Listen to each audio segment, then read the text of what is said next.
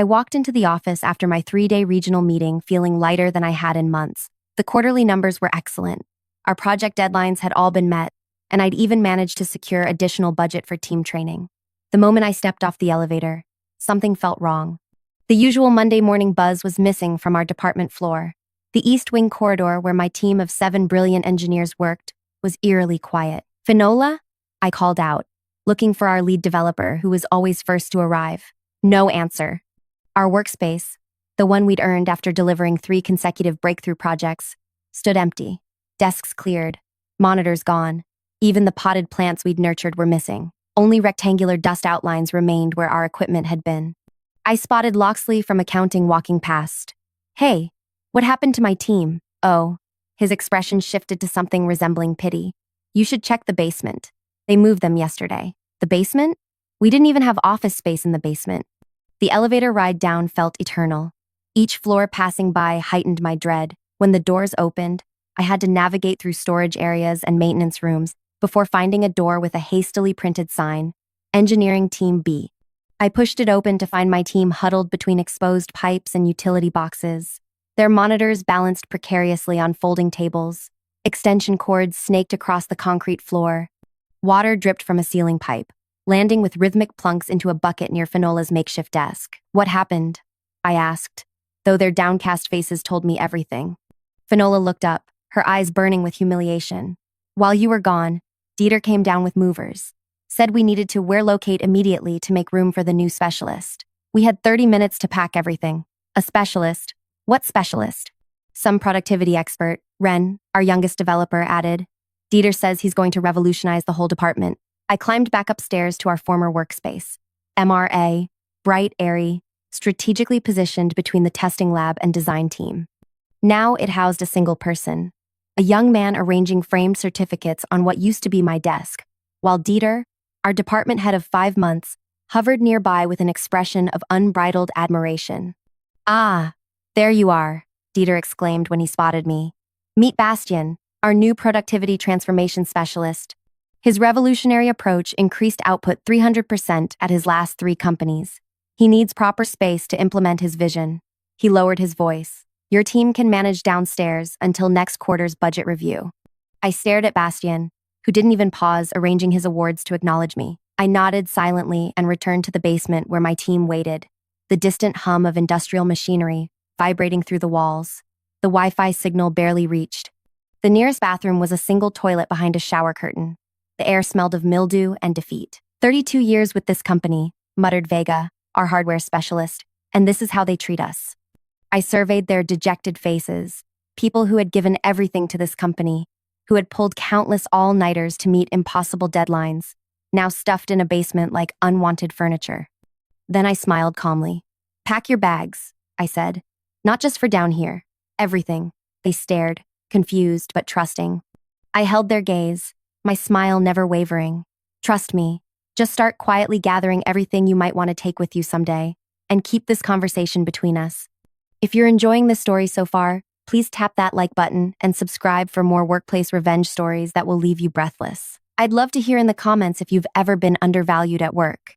My name is Thea Moretti, and until that basement moment, I'd been the loyal, dependable leader of Engineering Team B for 8 years. Before joining the company, I'd spent 15 years coordinating refugee camp logistics during humanitarian crises across 3 continents.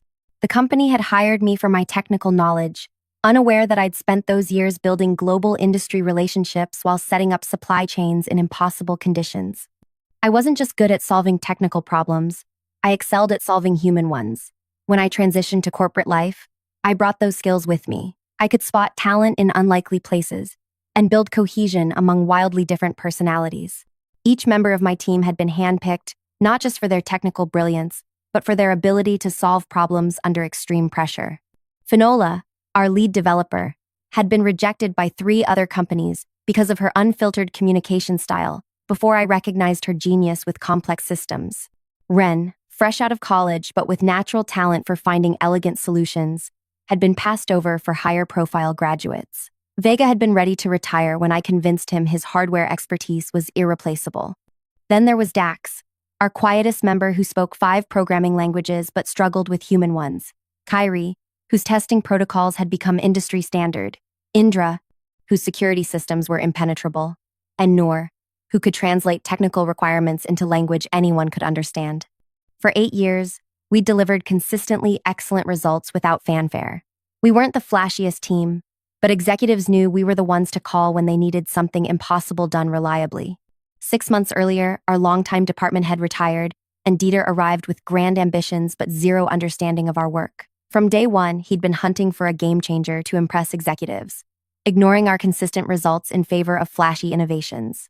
His golden hire, Bastian, had dazzled him with buzzword-filled presentations and promises of revolutionary methods. What Dieter never investigated was why someone with such transformative skills changed jobs 3 times in 2 years. For 2 weeks after the basement relocation, we worked from our exile. The conditions were abysmal. The temperature fluctuated wildly. The lighting gave everyone headaches, and twice we had to cover equipment during overhead pipe leaks. Yet my team followed my quiet instructions: archive projects, organize knowledge bases, create transition guides, while continuing their assigned tasks without complaint. "I don't understand why we're documenting everything so meticulously," Dax whispered one afternoon. "It's not like they appreciate our work anyway. Everything we do should be done with integrity," I replied, loud enough for everyone to hear. "No matter where we do it." The others exchanged glances but kept working. They trusted me, even if they didn't understand. Then came a surprising call from Yvain, the CEO, requesting I present our team's accomplishments at the upcoming board meeting. My team's spirits lifted. Finally, recognition. The morning of the presentation, I dressed in my best outfit and carefully reviewed my slides in the basement's dim light. As I climbed the stairs to the executive floor, Dieter intercepted me in the stairwell. "Change of plans," he smirked, blocking my path. "The board wants to hear about future innovations, not past performance. Bastian will present instead." But Yvain specifically requested. "I spoke with her this morning. She agrees my approach makes more sense." His smile didn't reach his eyes. "The board needs to hear about where we're going, not where we've been. You can go back to your workspace." My team deflated when I returned with the news. Our youngest member, Ren, glanced at her half-written resignation letter visible on her screen. "So this is it? We're just giving up?" "Not yet," I replied, my voice steady. "Keep packing quietly." Later that day, word spread through the company grapevine that Bastian's presentation had bombed spectacularly. Board members had asked technical questions he couldn't answer, exposing his shallow understanding of our core business. Dieter attempted damage control by promising our team would implement the concepts, despite their reluctance to embrace change. That afternoon, Dieter visited our basement, suddenly friendly. "Good news. We're considering moving you back upstairs, to the East Wing." The East Wing, slightly better than the basement, but still a clear demotion from our original space. The message was clear. We were still less valuable than the golden hire. "Thank you for recognizing our value," I said, surprising my confused team who expected outright rejection. Hope flickered again. That evening, Ren admitted she'd torn up her resignation letter. "If we're moving back upstairs, maybe things will improve." I merely nodded, saying nothing to confirm or deny her optimism. 2 days later, I invited an old colleague to tour our facility. As we walked through departments, I deliberately timed our arrival at the executive floor for when I knew Dieter would be showing Bastian around to potential clients. "Thea," Dieter called out, too loudly, too friendly. "Perfect timing. Come meet Grayscale Solutions executive team. They're interested in Bastian's productivity system." I approached with my visitor in tow. "This is my colleague, Talia." Dieter eagerly introduced Talia to Bastian, who launched into his rehearsed transformation speech. "Fascinating approach," Talia said when he finished. "You've used this successfully elsewhere?" "Absolutely. My methods boosted efficiency dramatically at my previous companies. Northwest Technologies saw a 300% productivity increase in just 1 quarter. "Strange," she replied, her voice cool and measured. "I sit on the board of Northwest Technologies. We never recorded such improvements. In fact, we noted significant project delays during your tenure there." The conference room went silent. Bastian's confident smile faltered. "There must be some confusion," Dieter began, his face flushing. "No confusion," I interjected. "Talia's here because I accepted her job offer yesterday. I'm bringing my team to establish a new engineering division at her company. We start next Monday." The Grayscale executives shifted uncomfortably. Bastian's confident smile vanished completely. "You can't take your team," Dieter sputtered. That's That's poaching. It's unethical. But completely legal?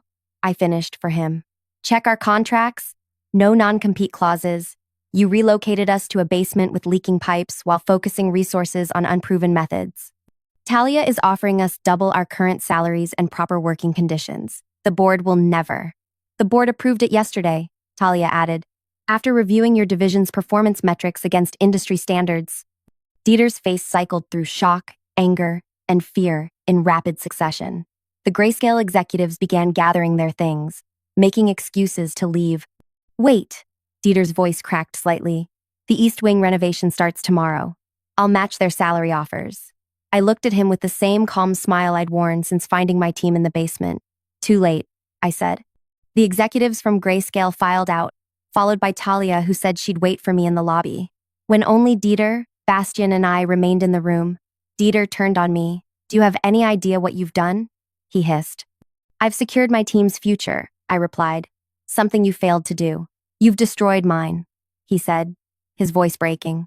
The board was already questioning Bastian's hiring. If your entire team leaves, you chose him over us, I said simply. Actions have consequences. As I turned to leave, Dieter grabbed my arm. Please, I made a mistake. I see that now. What will it take for you to stay? I looked at his hand until he released me. You know what's interesting about my refugee camp work? I said quietly. I learned that true character reveals itself not when things are going well, but in how people treat others when resources are scarce. You showed us exactly who you are when you put us in that basement. I walked out, leaving Dieter standing there with his golden hire, the sound of my footsteps echoing in the empty conference room. What I didn't tell him was that my plan had been in motion long before the basement incident, and that what he'd just witnessed was only the beginning. Back in the basement, my team waited anxiously. When I returned, their expressions ranged from hopeful to terrified. Well? Finola asked, unable to contain herself any longer. I closed the door behind me and surveyed the room, checking for any potential listening devices, a habit from my humanitarian crisis days. It's done. Talia offered us all positions, double our current salaries, proper equipment, and a real office with windows. The silence that followed was deafening. Then Ren let out a whoop that echoed off the concrete walls. Are you serious? Vega asked, his weathered face struggling between disbelief and hope. Completely, I confirmed. Contracts are being drawn up as we speak. We start next Monday. The celebration that followed was as muted as it was emotional.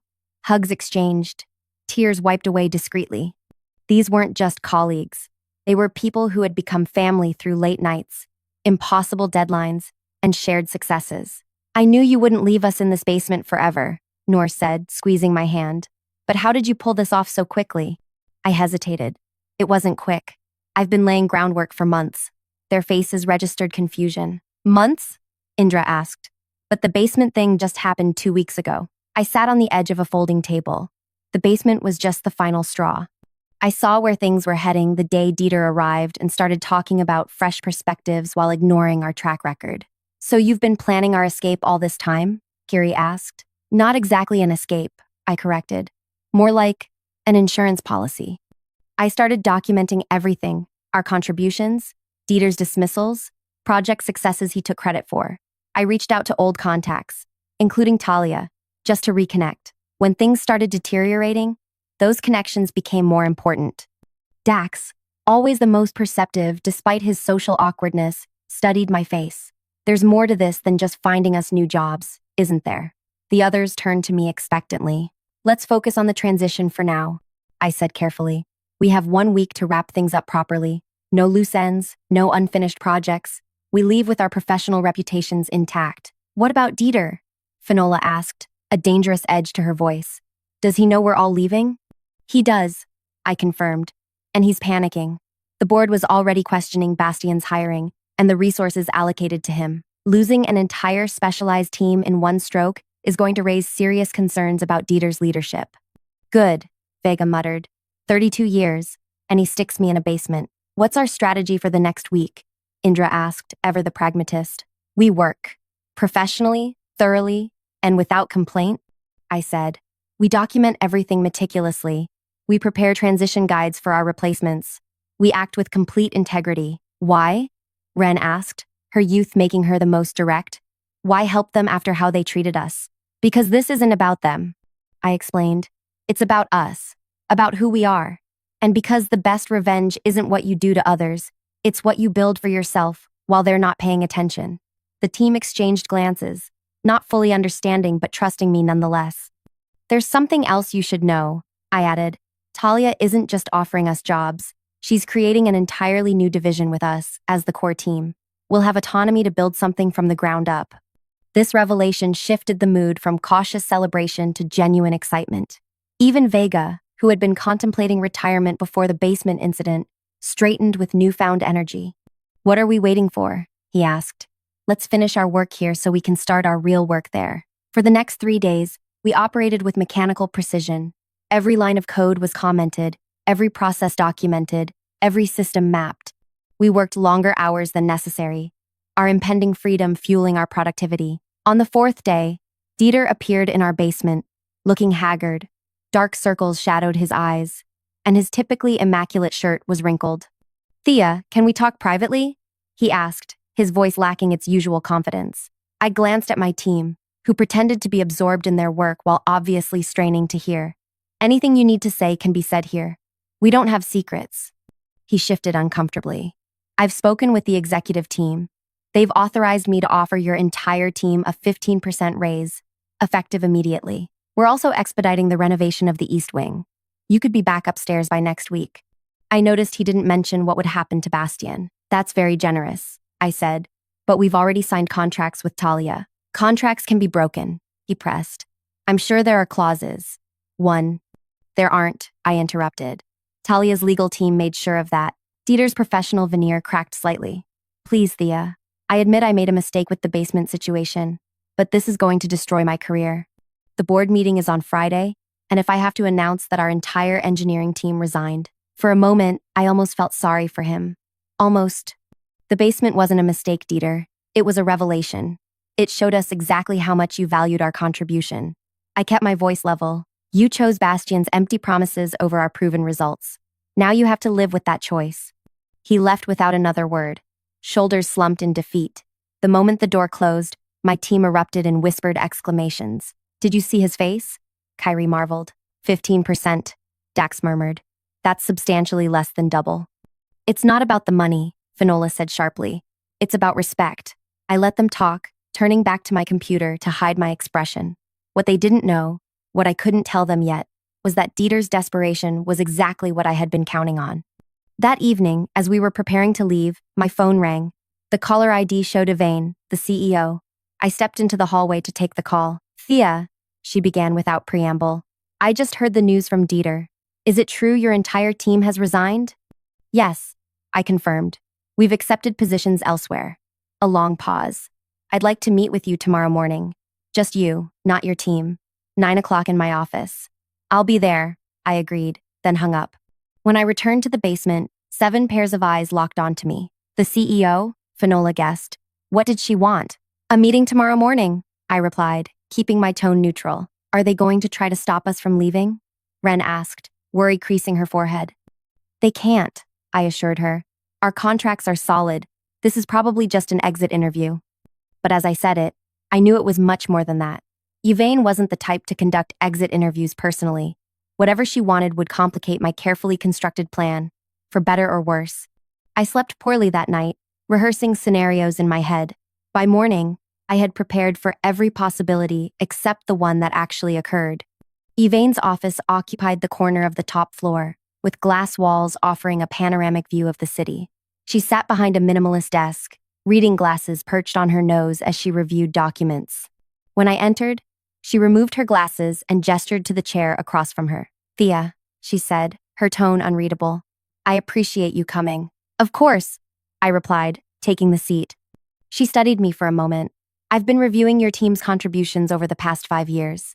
Impressive work, consistently delivered with minimal resources. Thank you. My team is exceptional." "Yes," she agreed, which makes me wonder why they're all leaving simultaneously. The basement relocation seems insufficient as an explanation. I maintained eye contact. It wasn't just the basement, it was what the basement represented. "Explain." When Dieter moved us downstairs to make room for Bastian, he sent a clear message about our value to the company. The basement was just the physical manifestation of how he And by extension, the company, viewed our worth. Yvain leaned back. And you think I share this view? With respect, I said carefully, you approved Bastian's hiring and the resources allocated to him, despite no proven track record. So yes, I assumed you endorsed Dieter's approach. To my surprise, she laughed. A short, sharp sound. Dieter convinced the board, not me. I was outvoted. And now I get to say, I told you so at tomorrow's meeting. Her expression sobered. But losing your team is too high a price for being right. She slid a folder across the desk. This is what I'm prepared to offer to keep your team here. Not under Dieter, reporting directly to me. I opened the folder and scanned the document inside. The terms were exceptional, better even than Talia's offer. Autonomy, resources, recognition, and compensation that reflected our true value. For the first time since this all began, I felt my resolve waver. This was everything we deserved, everything I had wanted for my team before Dieter arrived. Why now? I asked, closing the folder. Why not 6 months ago? Politics, she said simply. The board wanted to give Dieter a chance to implement his vision. I couldn't undermine him openly, but this situation changes things. You're using our resignation to consolidate power, I observed. She didn't deny it. Mutual benefit, Thea. You get what your team deserves. I get to restructure without internal warfare. I need to discuss this with my team, I said, taking the folder. Of course. But I need an answer by end of day. The board meets tomorrow. As I stood to leave, she added, there's something else you should know. Talia and I have history. This isn't the first time she's recruited from us after disagreements. The implication hung in the air. Was I being used as a pawn in some corporate chess game between Yvain and Talia? I returned to the basement, mind racing. My team looked up expectantly. What happened? Finola asked. I held up the folder. Yvain wants us to stay. New department. Reporting directly to her. Better terms than Talia's offer. The stunned silence was broken by Vega. She's trying to save face. Maybe, I acknowledged. Or maybe she's sincere. Either way, we need to discuss this. What followed was the most honest conversation we'd ever had as a team. Fears were voiced, hopes articulated, trust questioned. The basement's dim lighting seemed fitting for the shadows we were exploring in our professional lives. I don't trust them, Indra said firmly. They only value us now that we're leaving. But building something new here, with real support, Kiri countered. We wouldn't have to start over somewhere else. Ren looked torn. What about our word to Talia? We signed contracts. With exit clauses, I reminded her. Legally, we could accept Yvain's offer.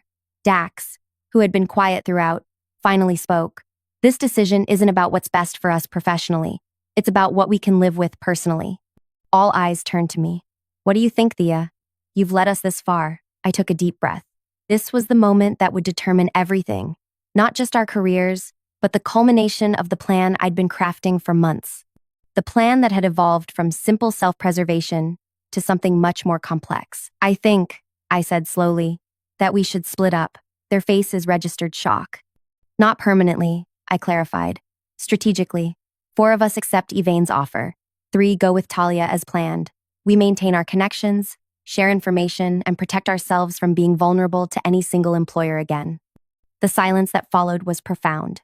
Then Finola began to laugh. That's absolutely brilliant, she said. We become our own network. Neither company can take us for granted again. The tension broke as the team began discussing how this might work. Who would go where, how we'd coordinate, the potential advantages of having inside perspectives at 2 major companies. As they talked, I slipped away to make 2 phone calls. The first to Yvain, the second to Talia. Both conversations were challenging, but by their conclusion, I had secured what we needed. When I returned, the team had reached consensus on who would stay and who would go. I've spoken to both Yvain and Talia, I announced. They've agreed to our split approach with one condition: regular collaboration between the 2 teams on select projects. They're actually excited about the possibility. And which group will you lead? Noor asked the question everyone was thinking. I smiled. Neither. I'll be consulting for both teams, dividing my time, building bridges rather than choosing sides. The relief in the room was palpable. We'd found a solution that honored everyone's needs while creating something entirely new, a team that transcended organizational boundaries. As we celebrated our unconventional solution, my phone buzzed with a text from an unknown number. Board meeting moved up to tomorrow 9 a.m. Dieter presenting restructuring plan. Bastian featured prominently. Thought you should know. A friend. I stared at the message, my mind rapidly recalculating. This changed everything and nothing. The final phase of my plan would need to happen sooner than expected, but the outcome might be even better than I'd hoped. Change of plans, I announced, interrupting the celebration. We need to prepare for tomorrow's board meeting. Why? Vega asked. We've made our decision. Because, I said, tomorrow isn't just about our future. It's about making sure everyone understands exactly why we're leaving and what they're losing. As I outlined what we needed to do, I saw understanding dawn on their faces. This wasn't just about finding better jobs or escaping a bad situation. This was about changing the system that had devalued us in the first place. By midnight, we had everything prepared. As we finally left the basement, possibly for the last time, Ren asked the question I'd been waiting for. Thea, how long have you really been planning this? All of this? I looked at my team, my brilliant, loyal team, who had trusted me through basement offices and uncertain futures. They deserved the truth, or at least part of it. Since the day Dieter introduced Bastian as the future of the department, I admitted. But what's happening tomorrow? That part I've been planning much longer. What exactly is happening tomorrow? Finola pressed. Justice, I replied simply. And I need you all to trust me one more time. As they nodded their agreement, I felt a surge of something powerful. Not just the satisfaction of a plan coming together, but the absolute certainty that what we were about to do was right. Not just for us, but for every overlooked team, every undervalued contributor, every person who had ever been relocated to a metaphorical basement to make room for someone flashier but less substantial. Tomorrow would change everything, and no one, not even my team, knew exactly how. Morning arrived with a pale light filtering through the basement's tiny windows. I arrived before anyone else, dressed in the charcoal suit I reserved for the most important client presentations. As my team arrived one by one, each looked surprised to see me already there, calmly preparing materials. Ready for today? Finola asked, setting down her bag. More than ready, I replied, handing her a sealed envelope. When the time comes, you'll know what to do with this. The others received similar envelopes, each with specific instructions. They tucked them away without questions, the ultimate demonstration of trust. At 8:30, we made our way to the executive floor. The boardroom doors remained closed. Executives and board members likely already inside discussing matters before the official meeting. My team and I waited in the adjacent room, an uncomfortable silence hanging between us. Shouldn't we be in there? Ren whispered, gesturing toward the boardroom. We weren't invited, I explained. But don't worry, we will be. At precisely 8:55, Yvain's assistant approached us. The CEO requests Engineering Team B join the meeting. My team exchanged nervous glances as we gathered our materials and followed her into the boardroom. The long mahogany table was surrounded by board members in expensive suits, with Yvain at the head. Dieter sat halfway down, papers spread before him, with Bastian beside him looking uncharacteristically subdued. Dieter's eyes widened when he saw us enter. He leaned over to whisper something to Bastian, whose complexion paled considerably. Thank you for joining us, Yvain said, gesturing to the empty chairs on the opposite side of the table. I've asked Thea and her team to provide context for some of the proposals we're discussing today. As we took our seats, I noticed a familiar face among the board members. Talia sat 3 seats down from Yvain, offering me a slight nod. Now, Dieter, Yvain continued, you were about to present your departmental restructuring plan? Dieter stood, straightening his tie nervously. Yes, as you know, our department is undergoing significant transformation to align with market demands. The centerpiece of this transformation is our new productivity methodology, pioneered by Bastian, which promises to revolutionize our workflow. He clicked through several slides showing colorful charts with impressive upward trends. Initial implementation has begun, and we project a 200% productivity increase by year-end. Impressive, one board member commented. And what about the existing engineering team? How are they adapting to these new methodologies? Dieter hesitated, glancing at us. There have been some resistance to change, as expected with any transformation. But we're addressing that through gradual implementation and appropriate resource allocation. Resource allocation, Yvain repeated. Could you elaborate on that, Dieter?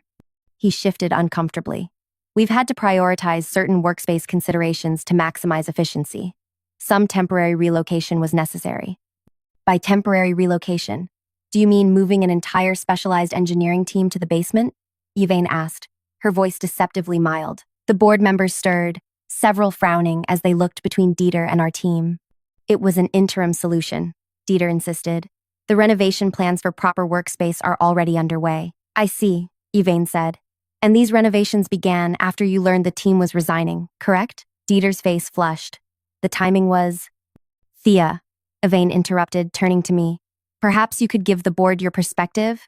I stood, feeling the weight of every gaze in the room. Thank you, Yvain. Before I begin, I want to clarify that what I'm about to share isn't about personal grievances. It's about systematic issues that threaten this company's future. I turned to my team. Now, please. They each opened their envelopes and distributed documents to every person at the table. Dieter received his copy last, his hand trembling slightly as he took it. What you're looking at, I explained, is a comprehensive analysis of our department's productivity over the past 5 years, alongside financial allocations and resource distribution. The final pages show projected outcomes based on current management decisions. The board members flipped through the meticulously prepared documents, their expressions growing increasingly concerned. These numbers can't be right, one board member said, pointing to a particular section. This shows a projected 30% decline in deliverables under the new structure. The numbers are accurate, I confirmed. They're based on the department's own data, accessed through our project management systems. This indicates the team relocated to the basement was responsible for 78% of the department's successful deliverables last year. Another board member noted, looking up sharply. Dieter, were you aware of this? Before Dieter could respond, I continued. What you may find most interesting is on page 12, the background check my team conducted on Bastian. Bastian jumped to his feet. That's private information. You had no right. Every bit of information there is publicly available. I cut in calmly, including court records from the wrongful termination lawsuit at your previous company and the class action settlement from the company before that. The room went silent as everyone turned to those pages. Bastian slowly sank back into his chair. You'll note, I continued, that Bastian's revolutionary methodology has been implemented at 3 companies. All 3 experienced initial enthusiasm followed by significant productivity declines. 2 of those companies no longer exist. The third laid off 40% of their workforce last quarter. Dieter's face had gone from red to ashen. I wasn't aware. No, you weren't, I agreed. Because you didn't do proper due diligence. You were so focused on finding a game changer that you ignored both warning signs and the consistent results your existing team was delivering. I turned to address the entire board. This isn't just about my team being relocated to a basement. It's about a management approach that values flash over substance, that chases quick wins at the expense of sustainable growth. It's about decision-making that ignores data in favor of charisma. The silence that followed was profound. Even Yvain seemed taken aback by the thoroughness of our presentation. Finally, the board chair spoke. Yvain mentioned your team has received offers elsewhere. Given what you've shown us, I'm not surprised. But I'm curious, why bring this to us now, when you're already leaving? I smiled. Because I care about this company, despite recent events. And because my team and I have proposed an alternative structure that would benefit everyone. I nodded to Noor, who distributed a second set of documents. This proposal suggests splitting our team between continuing here and joining Talia's company, with collaborative projects between the 2. It provides stability during transition, maintains crucial institutional knowledge, and creates a partnership that could strengthen both companies. Talia spoke up for the first time. I've reviewed this proposal and fully support it. This arrangement would be unprecedented in our industry, and potentially revolutionary. The board chair studied the proposal, then looked at Dieter. And where do you fit in this new structure? Before Dieter could respond, I answered. That's for the board to decide. Our proposal requires new leadership for the remaining team. Someone who values substance over style. The board chair nodded slowly, then turned to Dieter. I think we need to continue this discussion privately. Thea, thank you for your candor. Would you and your team give us the room? As we gathered our things to leave, Dieter finally found his voice. This is a setup, he hissed. You've been planning this for months. I met his gaze steadily. No, Dieter. You set this up the moment you decided my team belonged in a basement. I simply made sure everyone understood the consequences of that decision. 3 hours later, my team and I sat in a local restaurant, celebrating with Talia as my phone buzzed with a message from Yvain. Dieter and Bastian are gone. Board approved your proposal. When can you start as department director? I showed the message to my team, whose cheers drew curious glances from other diners. I quickly typed my response. Monday. Half-time, as agreed. Other half with Talia's team. So that was your plan all along? Finola asked. her eyes wide with realization. Not just to leave, but to completely restructure both companies and take Dieter's position? Not exactly, I admitted. The original plan was simply to secure our team's future. But when I saw how deeply flawed the system was, I realized we had an opportunity to fix it, not just for us, but for everyone who might come after us. And splitting the team between companies? Vega asked. Insurance, I explained. No single employer will ever have complete leverage over us again. We'll always have options. Ren raised her glass. To basements, then. Without them, none of this would have happened. We all laughed and clinked glasses. As conversation flowed around me, I thought about how sometimes the best revenge isn't destroying your enemies, but building something better from the rubble of their mistakes. 6 months later, our unprecedented arrangement had become a case study in industry publications. The collaborative model between formerly competing companies had increased innovation while reducing burnout.